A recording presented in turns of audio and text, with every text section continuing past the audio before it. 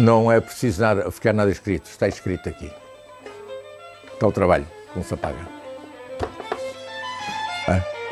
Este aqui é o que fica escrito, é isto. É o trabalho que a gente deixa ficar. As palavras, elas voam quando falamos dos Capela. São escassas para descreverem a sua importância na Vila de Anta, na cidade de Espinho, em Portugal e nos 4 cantos do mundo. Só a beleza e a perfeita ressonância dos instrumentos que foram construídos ao longo de 80 anos explicam a razão para a Casa dos Violinos ser tão procurada durante décadas por músicos portugueses e estrangeiros.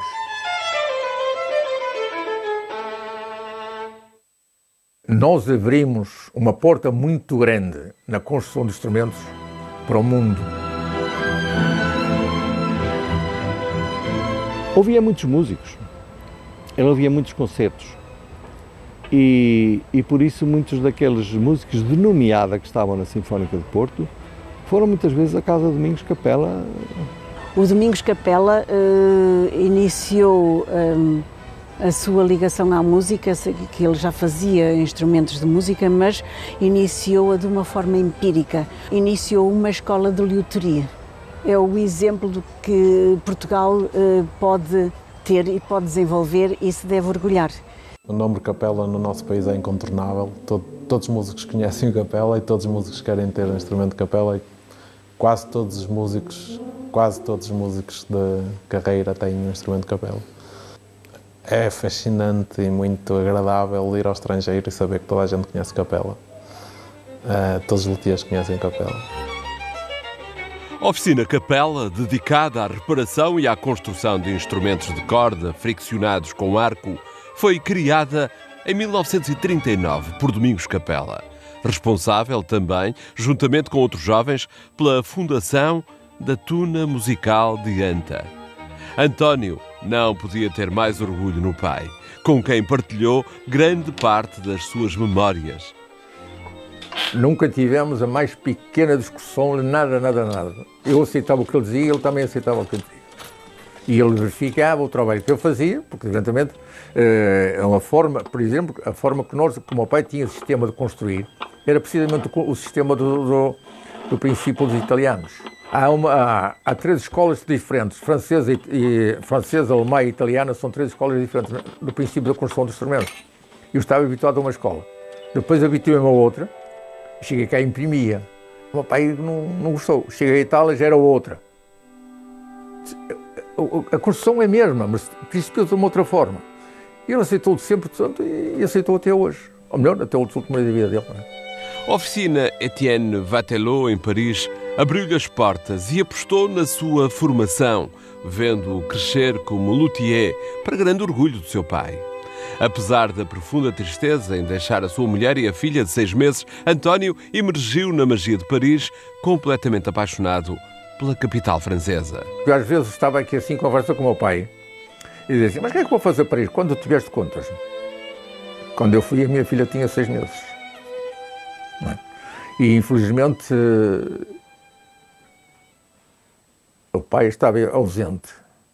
A minha sogra estava no cemitério. De ficar ali, gostou bastante. Vatelot presenciou um dos momentos de maior inspiração de António Capela, que fez muito feliz o seu pai Domingos. Assisti à reparação do violoncelo do Gendron, de uma ressonância que tinha e que foi reparado por o oficial dele, que era um rapaz que infelizmente já faleceu, que era um grande reparador, mas que não conseguiram dar com o defeito. E eu já conhecia isso, porque tinha passado aqui em casa, precisamente com uma viola de François Brosse, que conseguimos descobrir qual era devido a essa ressonância. E eles fizeram a reparação e começou a experimentar a ressonância e continuava. E eu pedi licença ao Vatelot se me deixava exprimir sobre o assunto. E eu disse o que era motivado, e ele ficou-se um bocado, é que este aqui ensinaram-nos, não é? Tanto que o Gendron vai assim referente, fazemos o que o português diz. E assim feito o trabalho, perfeito isso, pronto. Aí talvez tenha sido, para o Vatelot, uma honra bastante grande aquilo que consegui, melhor, referir qual é a ressonância e os homens experientes de muitos anos de trabalho, etc., e não terem chegado ao ponto de reconhecer verdadeiramente a deficiência que existia, que acontece em todos os instrumentos antigos. Ele orgulha-se muito de retirar aquela vibração que o violoncelo do Gendron tinha, com os conhecimentos que o próprio pai Domingos lhe tinha transmitido. Isto é muito importante, porque são conhecimentos empíricos baseados na experiência, mas a verdade é que o Domingos Capela lhe transmitiu isso e o António Capela resolve esse problema ao violoncelo do Gendron com muita admiração do próprio orientador da escola e dono da escola, o Vatelot. Isso é muito importante. O filho do inesquecível Domingos Capela não regressa a Portugal sem antes passar pela meca dos luthiers franceses, Mirecourt. Eu gostava de conhecer, não era só ver, gostava de conhecer, porque Mirecourt é uma povoação que fica aproximadamente a 400 km de Paris e era o centro da instrução de construção de violinos. Não havia escola, porque havia várias indústrias, foi ali que germinou a meia forma de construção de violinos. Tanto que os construtores, o Vatelot, eu só tinha 2 filhas, não tinha filhos, mas outros construtores que eu conhecia, até de Paris, etc., mandavam os filhos para lá para aprender, porque não estavam em casa a perder tempo, com a aprendizagem, porque haviam lá senhores que tomavam conta dessa aprendizagem, evidentemente que eram pagos, não é? E todos passavam por Mirecourt. E eu também queria ir a Mirecourt. E fui, até faltei um dia ao trabalho, que não disse nada ao Vatelot, depois me disse que tinha estado gripado, etc. E fui para Mirecourt, explorar o ambiente, conheci lá um luthier, apresentei-me, e ele aceitou logo, depois que terminei, fui para Mirecourt. António correu portas, semeou conversas, abriu horizontes e granjeou sabedoria sobre a sua arte. Isto porque, apesar de ser educado, era muito atrevido. Tinha uma janela ou uma porta, qualquer coisa, dizia, batia e começava-se ali na conversa. Como em Paris era o mesmo. Eu falei quase com todos aqueles que a essa época trabalhavam. Haviam alguns que viviam no primeiro andar, etc., tudo muito fechadinho, mas aqueles que tinham um estabelecimento à face do passeio da rua, eu entrava e falava com eles. Apresentava, e gostava de ver. A curiosidade é bastante grande. Uma pessoa se olha só e vai para casa não faz nada. Eu ia para Milão, também havia outros construtores. Eu também andava a chateá-los.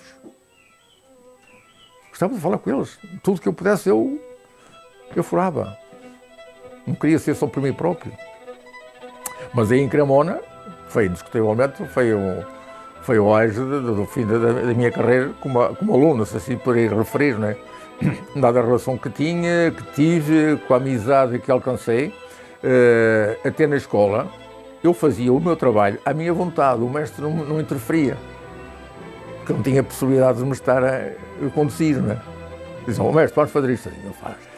Isto é mesmo assim, quando uma pessoa sabe o que quer fazer e faz, depois de ele ter visto 2 anos antes ou 1 ano antes o trabalho em Cremona, diz, o que é que vou dizer, este vai fazer assim, eu sabe, não pode interferir. E eu fazia à minha vontade, eu era um brincalhão dentro da escola, eu tinha tudo que queria dentro da escola.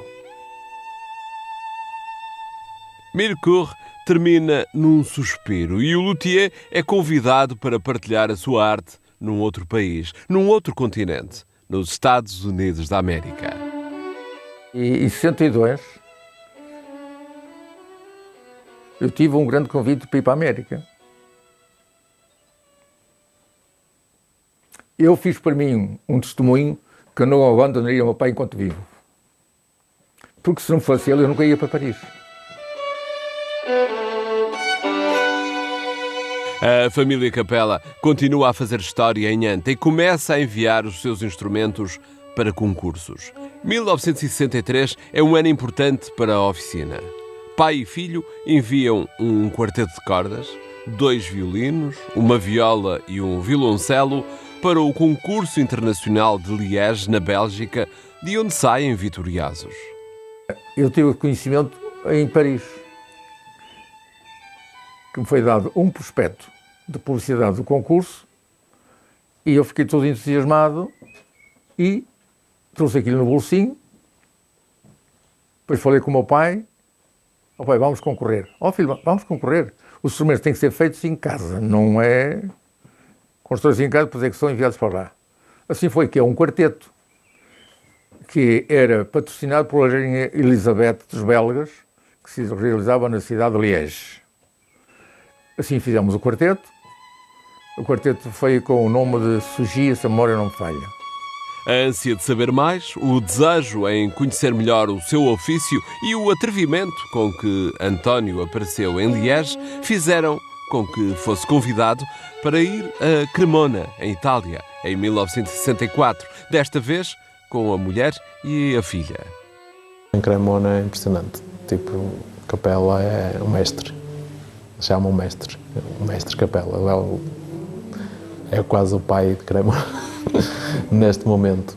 E ele e mais 2 ou 3 da idade dele e da categoria dele são um exemplo para todos os jovens luthiers e todos querem ser como eles, querem ter a mesma qualidade.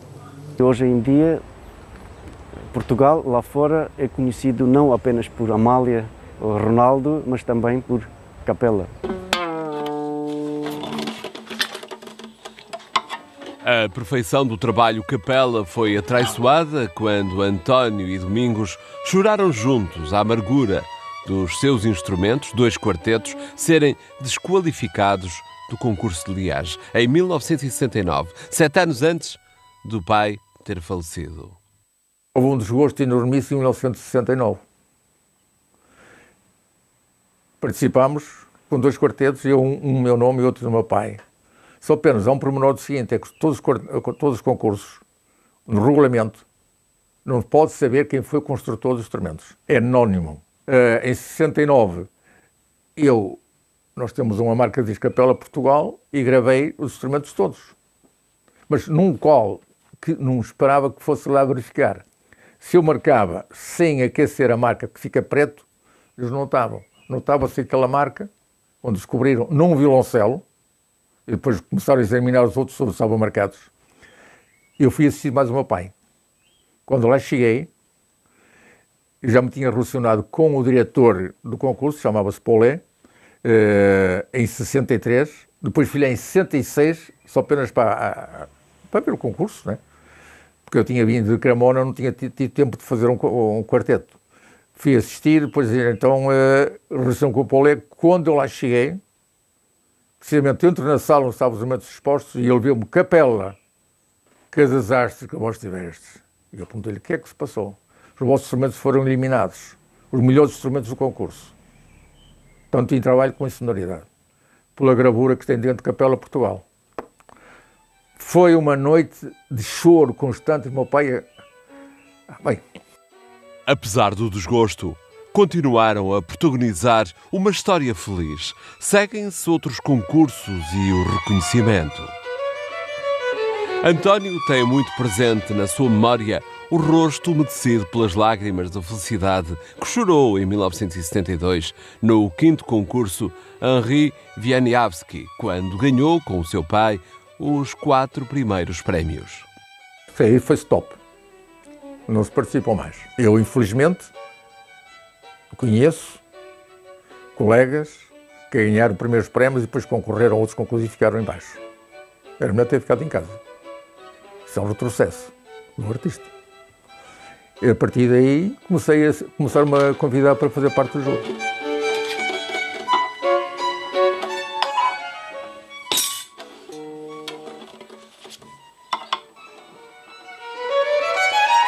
Apesar da importância e da força deste nome, Capela, António não gosta de ser tratado por mestre. Aqueles que me dizem: mestre, não, eu não sou mestre. Mestres são dos vossos que temos o curso da escola, eu não tenho. Mas também esses antigos também têm o curso da escola. Mas é uma forma de um trato, como nós dizemos, que eu sou doutor, eu sou engenheiro, etc, etc. Né? Essa denominação de mestre é sempre um estímulo, mas eu, aqui muitos me chamam mestre, olha, retire essa palavra que eu não... Sou António Capela, mais nada.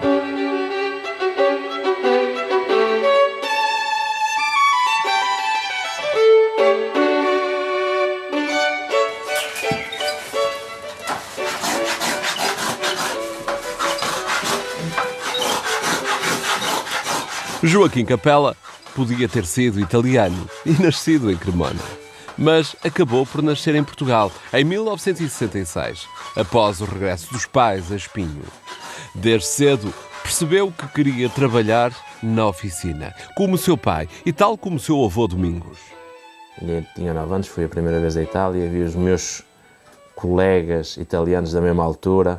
Tinha um amigo que tem 9 meses mais velho do que eu, e filho de um colega do meu pai, a brincar também com as ferramentas. Depois, passado 3 anos, ele já andava na escola a fazer violinos, e eu também gostei de ver aquilo, todo o trabalho que havia lá. E a partir daí, foi sempre a fazer violinos. E nunca pensei fazer outra coisa. Eu, quando terminei o 12º ano, vim para cá trabalhar, e quando tive a bolsa já eu estava aqui já há 6 anos, já a trabalhar quase a tempo inteiro. E apanhei um recorte de jornal, quer dizer, de uma revista, em que tinha um curso, aquilo não era bem um curso, aquilo era uma reunião de construtores dentro de uma cave num museu nos Estados Unidos.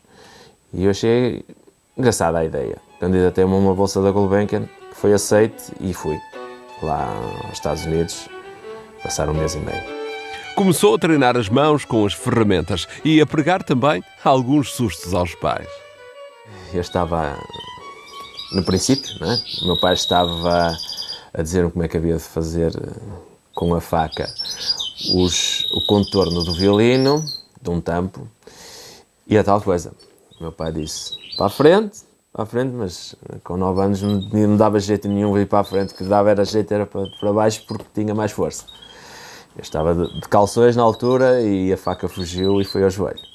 E depois o meu pai foi engraçado, que o meu pai depois começa a contar à minha mãe, quando chega a casa, ele esteve cá, estava lá fora, espetou-se num pau, para não contar a verdade.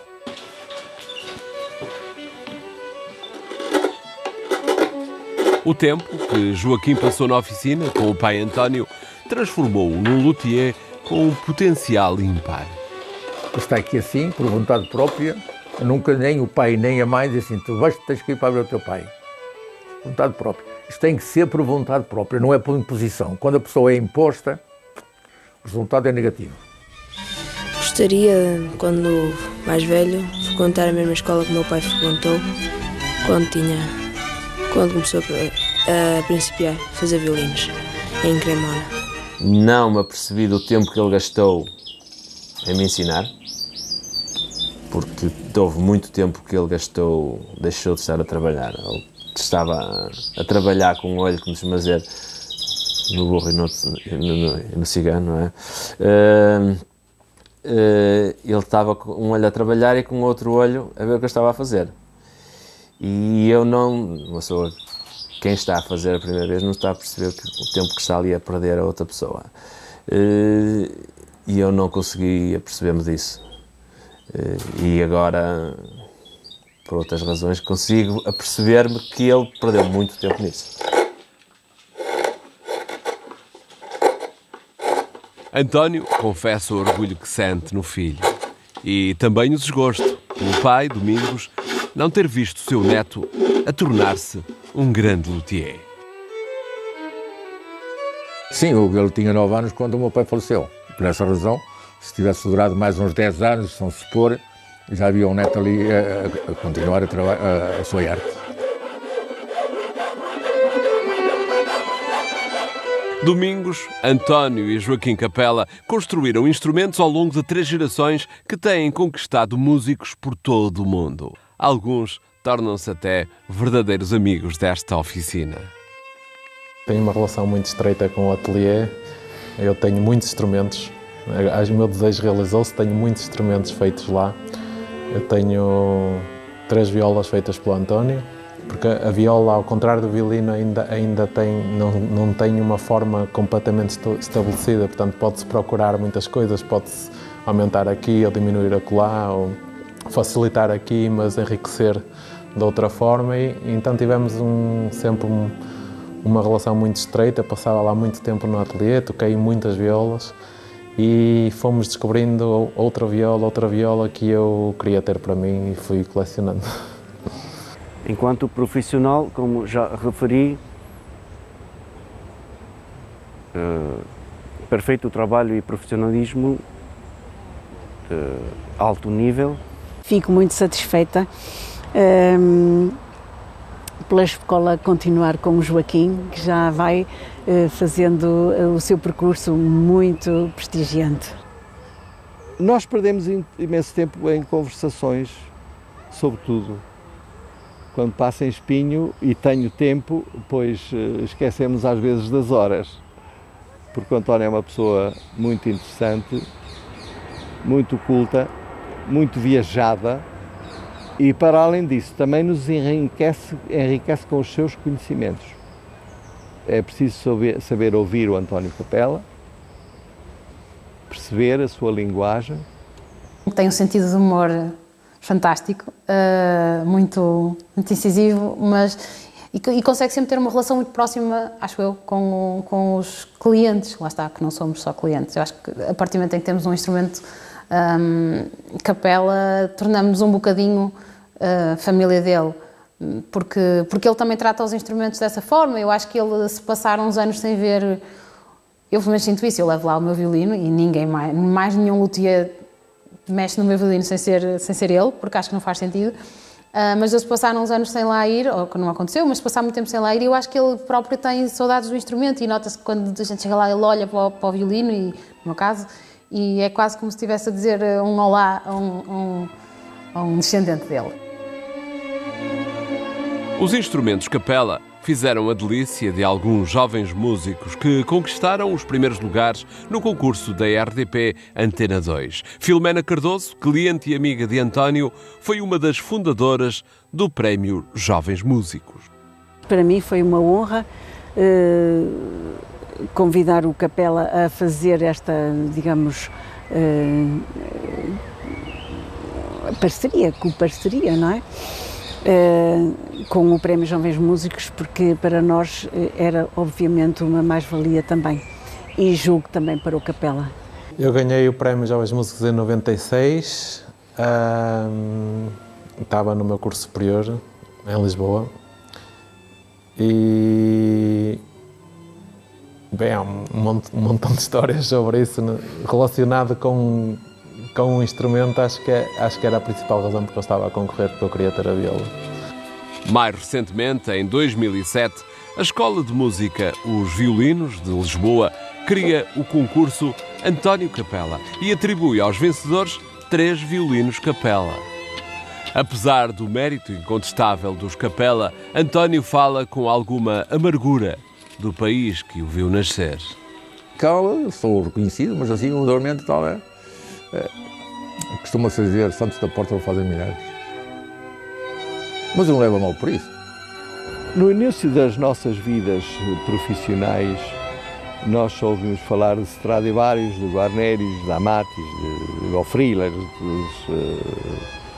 de toda essa série de construtores italianos. E então não temos dinheiro para comprar um Capela novo, mas estamos a pensar em melhores contos para comprar uma dessas marcas, porque aquilo é que faz o instrumentista ser fantástico, não é? Daí que muitos de nós, naquela fase em que devíamos ter apostado neste luthier, porque um violino com dezenas de anos é uma coisa diferente de um violino com 1 ano ou 2 ou meia dúzia deles, porque esta coisa tem que ser... Nós temos que descobrir o instrumento que temos nas nossas mãos, aquilo que ele nos pode dar, as perguntas que lhe pomos e as respostas que eles nos dão.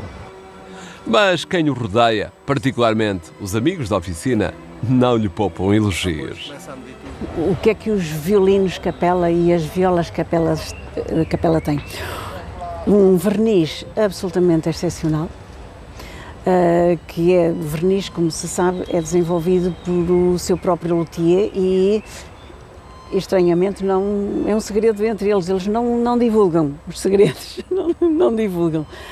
É a cor e a exatidão da construção do instrumento. A precisão da sua montagem também dá prazer ao seu executante.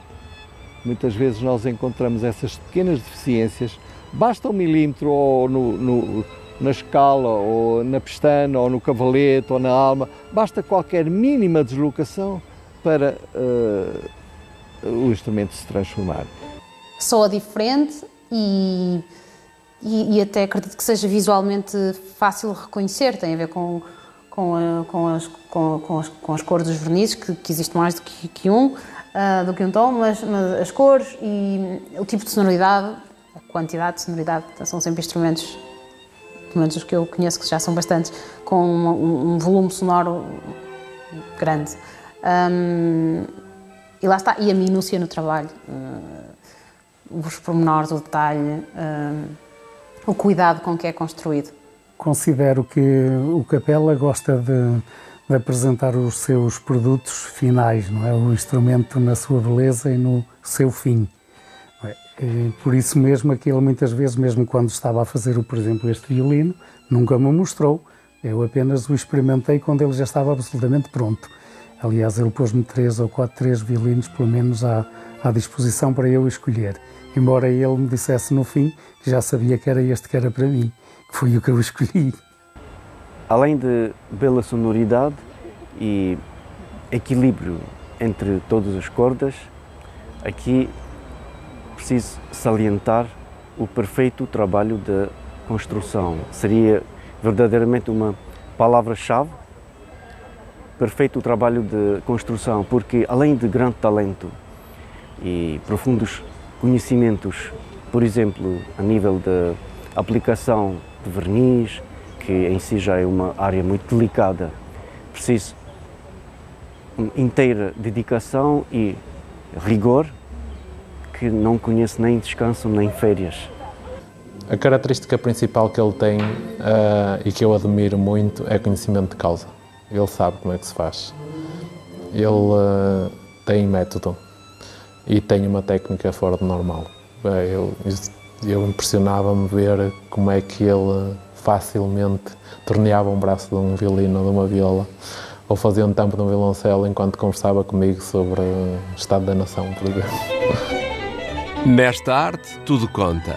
A escolha das madeiras, a minúcia das espessuras, a diferença entre o fundo e o tampo, a colagem das ilhargas da barra harmónica, a função quase despercebida do filete e o verniz, claro. O segredo mais bem guardado de cada luthier.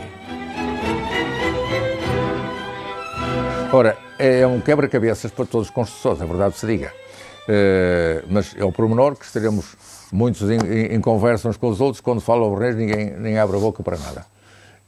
O nosso verniz tem sido bastante cobiçado, tenho provas disso, e até que em 1986, se a memória não me falha, o meu filho que participou também no concurso na Polónia, eram 100 e tal instrumentos.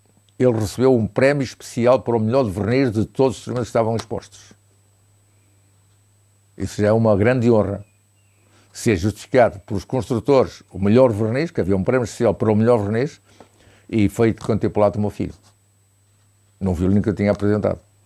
A razão de que tenho provas, já há muitos anos, que os meus colegas, principalmente os italianos, me pediam: Capela, mostra-me um violino, tens um violino, como é que tu fazes o verniz? Olha, igual como tu fazes os teus. E a alma? Uma pequena haste cilíndrica que liga internamente os tampos harmónicos e transmite as suas vibrações à caixa sonora do instrumento. O sopro da vida do violino, o início e o fim do lirismo, a música, a essência de cada instrumento. A alma tem a função de ser o transmissor de vibração, porque transmite a vibração ao fundo. A razão que se tirar a alma, não se consegue afinar o violino. Afina-se, mas não chega à tonalidade que deve ser. Se tirar a alma, não há virtuoso nenhuma que afine o violino.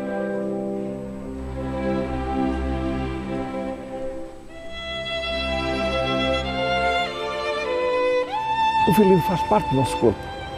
Se nós somos músicos, se amamos o instrumento, se amamos a música, isto é parte integrante do nosso corpo. Aliás, nós tocamos com ele colado ao nosso próprio corpo.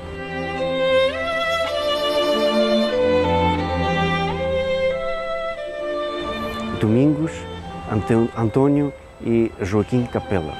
Aqui eu não queria separar, mas juntar estes 3 grandes nomes e 3 gerações, as maravilhosas pessoas que inteiramente dedicadas à sua profissão, que fizeram com que o nome de Portugal soasse em inúmeros países do mundo. Tudo indica que a história de Luthiers Capela termina com Joaquim, que vê no filho um futuro médico. Num pequeno violino, já velho, numa pequena amostra desta arte, está uma história contada de várias gerações. Quando eu comecei na brincadeira a passar por aqui, há fotografias minhas com o meu avô e eu a lixá-lo, a estragá-lo um bocadinho mais do que ele está agora. E as fotografias que eu tenho, mais pequenas que o meu avô, e as únicas, aqui na oficina a trabalhar. Depois, entretanto, o violino estava aí, quando veio a minha sobrinha mais velha, também andou para aqui a rabiscar, que isto está todo rabiscado a lápis, e depois também o meu filho, quando andou aqui também, já lhe tirou aqui mais uns pedacinhos de madeira com as polainas, que também queria fazer. E como isto é um violino pequenino, embora ele esteja já bastante destruído pelo bicho, que entretanto entrou aqui, conserva-se aqui, embora o meu pai o quisesse reparar, mas não, acho que não vai ser ainda na geração do meu pai que irá ser reparado. Se pudesse falar, já podia contar muita coisa.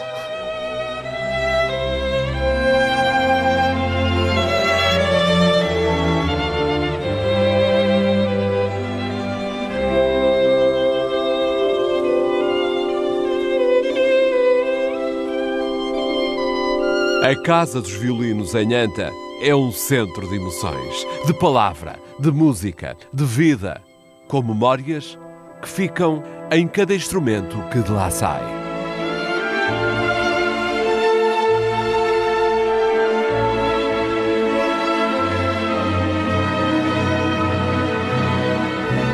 Além do amor de pai e filho que os une, António e Joaquim orgulham-se de trabalharem um com o outro.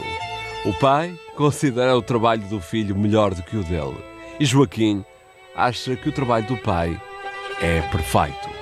O meu pai, durante muito tempo, se lhe trocar a etiqueta, meter uma etiqueta italiana de vários construtores italianos, ali da região de Cremona, de Milão, são vendidos como fossem originais deles. É melhor que o pai.